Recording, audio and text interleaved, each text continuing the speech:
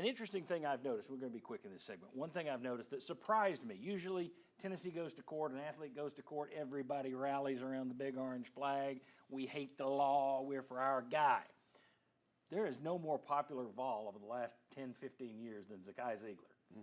So I've been shocked to find, whether it's a comment section on Sports Source Digital Network on YouTube, whether it's social media, the number of people who've said, love Zakai, but go ahead, leave. You've had your time. And it just struck me, it's not an anti-Zakai Zeigler thing, I don't think. I think we finally hit a point where people are like, can we have some rules? Can something stay the same? I may be wrong on that. You guys tell me if I'm misinterpreting that, but I'm trying to do the math. Why would people be saying, why would they not be 100% behind Zakai getting another year? You could certainly use him. The Athletic did a top 25 ranking the other day. Tennessee's not in it.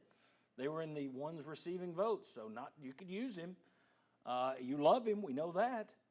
Is this a matter of, look, man, can we just keep to the 4-year thing that we've always had? Yeah. Am I reading that wrong? Does anybody think that's what it is or no? I think it's twofold. I think it's some of that. I think that people are so tired of change, and we're going to have Texas State in the Pac-12. You have, you know what I mean? Like you have Oklahoma, Texas are here. You have Nebraska, and everything's changed so much. I think people want to just stop with all the change all the time, and this would be another thing that changes. I think the other side of it, too, is a little bit of I want what I want and I want what I've always watched, and I kind of don't care what the law says, and I don't care about Zakai Zeigler's rights. I want to watch what I see.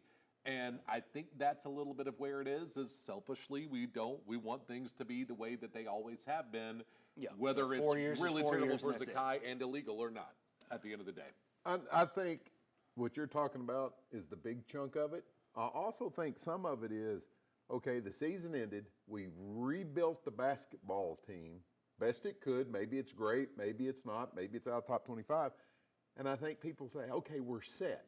It's June. Our basketball team was where it is. I don't want to see people coming in and adding parts, taking away parts. So maybe some of it is this. This is our basketball team. Let's see what we got. It's okay if I'm wrong. Tell me I'm wrong. I can tell you this much, and I'm kind of diverting the question just a touch. How bad they need him this year? Can I just add this? Tennessee right now is currently 22-1 odds to win the national championship without Zakai Zeigler. They are 15-1 odds to make the Final Four. You add Zakai Zeigler back to this roster with Jacoby Gillespie moving him to the 2. Folks, Indianapolis in April, you'll be making plans to go to the Final Four.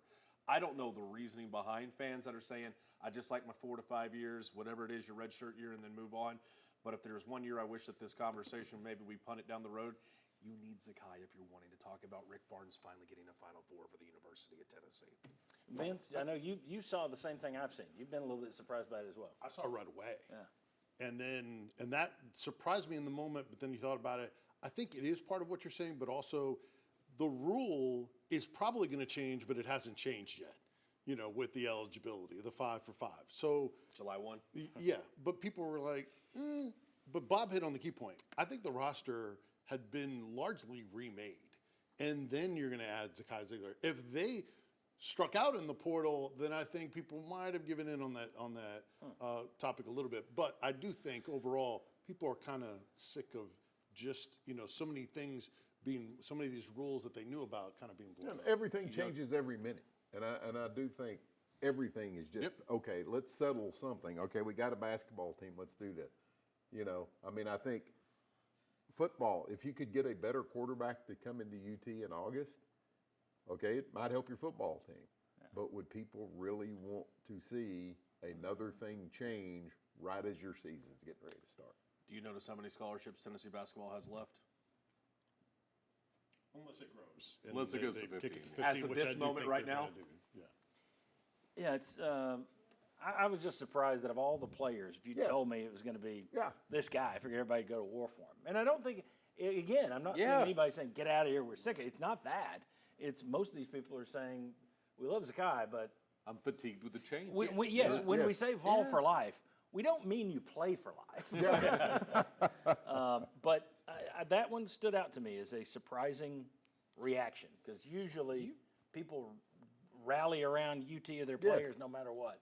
I think he was here on this show, or maybe you and I had a conversation off the air. If there's anybody who right now you would talk about potentially having their number put back up in the ceiling at Food City Center, him and Lofton 5-5 is a pretty darn good chance of how much his community loves this man, and it's surprising to me to read your comment section and read our text line. Yeah, that's